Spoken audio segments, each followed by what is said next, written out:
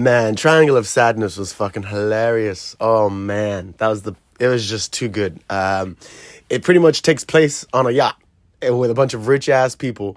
And just, what if shit went down on a rich ass boat and like a bunch of bad shit happened? It's like, it happens to everybody. Rich aren't excluded. Privilege doesn't exclude you from terror and mayhem and things just going wrong.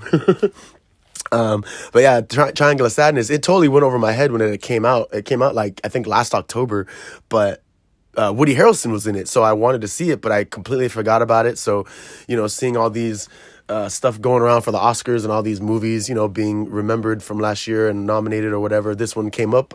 And so I was like, shit, I should really watch this because, Woody Harrelson's in it. Love Woody Harrelson. 2, it's supposed to be funny, really funny. So, and satirically great. So I was just down to watch it. And man, yes, it was fantastic. So Triangle of Sadness starts out with this character, Carl, who's played by Harris Dickerson, who literally looks like Macklemore. That fool looks like a little mini Macklemore. And then it also follows Yaya, played by Charlbi Dean Kriek, who also looks like she could be fucking Jamila Jamil's fucking like daughter.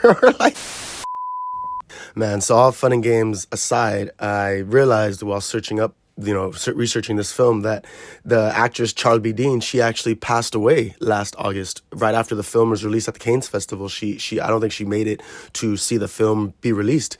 It is so unfortunate. She just died of a sudden illness. It's devastating. She was only 32. First breakout role. It's just so tragic. So, all bullshit aside, rest in peace, Charlbi Dean. And Carl, he's a male model, and Yaya, she's a female influencer, and they get invited on this private yacht for this party, and there's all these other rich people on the yacht and stuff, and it is just so ridiculous. Like the humor is so good. They have like this staff, and the staff are like pumping themselves up to do whatever the people want. If they want it, you say yes. If they need it, you say yes. You never say no. And then the people underneath them in the yacht that are like the cleaning crew, the people that clean up over them, they don't give a fuck. They're just like, hey man, we're gonna clean up after them. All right, we don't give a shit.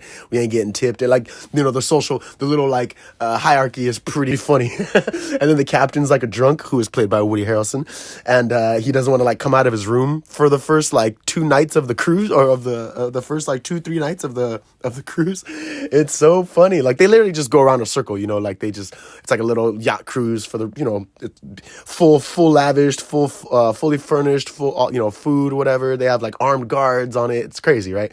So they end up meeting like a bunch of random people. Of course, they meet this one guy who like sells shit. Like he literally grew his empire by selling fertilizer, aka shit. And he's pretty funny. He's like this Russian guy. They meet this old couple that fucking apparently her husband created the hand grenade, and this old couple is so random but so funny. And then, like I said, just a lot of other random characters throughout the film that they meet, and it's just so good.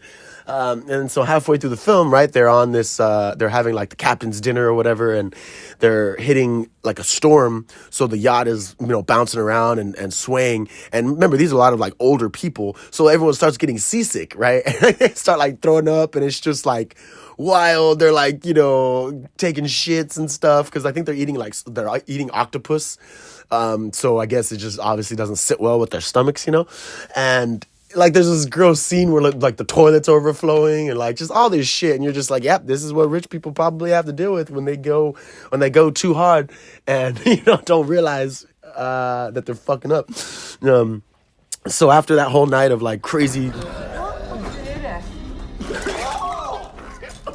Oh my god.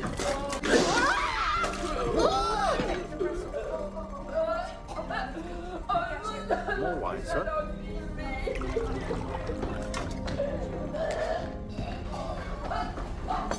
Greece is crazy mayhem.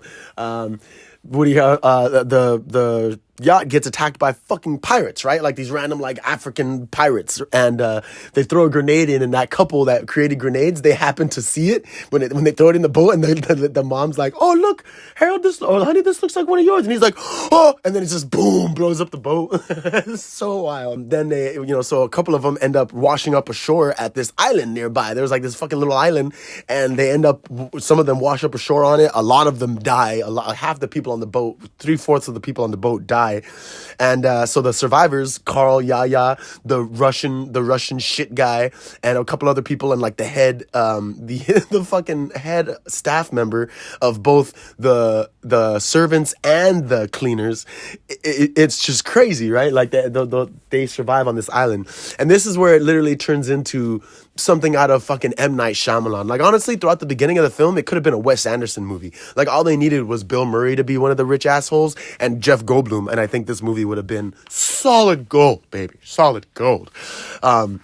So when they're on this island, they literally have to start fending for themselves on the island. But the rich people are like all like, lazy and shit and don't know how to handle or taking care of themselves. And then the head cleaning lady ends up being the one that goes and like makes the fire and like she ends up hunting for fish and shit. And it's just like, damn, you see how the power dynamics change all of a sudden when you're fucking fending for your life, versus being on a fucking yacht, partying it up. And and it turns out like maybe they're on like Epstein's Island. You never know, maybe, who knows? Because at the end they end up finding it, like it's an M. Night Shyamalan twist where they end up being on they're on the island for, you're assuming, a couple months because the Russian guy grows a beard, but they find this wall with an elevator in it, and it's like, what the fuck? Well, one, you guys never decided to hike when you first arrived. Two, true, they never saw anybody, and the one person that they do see ends up being this guy that's like, he doesn't speak English, and he's like selling Gucci bags, and one of the women that survives, she had a stroke, so she can't speak, she can just kind of like mime, and so she's trying to like grunt, and so she's trying to tell him like that she needs help, and that he doesn't understand her, and he just leaves. So it's just, that's why I say it's totally like an M. Night Shyamalan movie. Like that would have been M. Night Shyamalan walking up like selling them Gucci bags and watches and shit. But yeah, so it was a really great film, but it was also very, very like weird. There were some interesting parts that were pretty weird.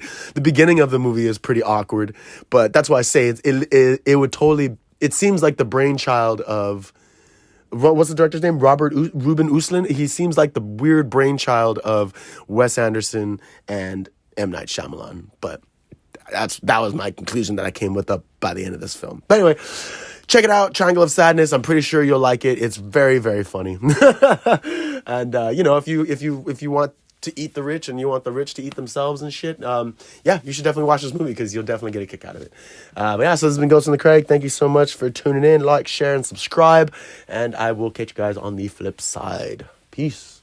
And if for all of you future would-be millionaires out there, take it easy. Just take it easy.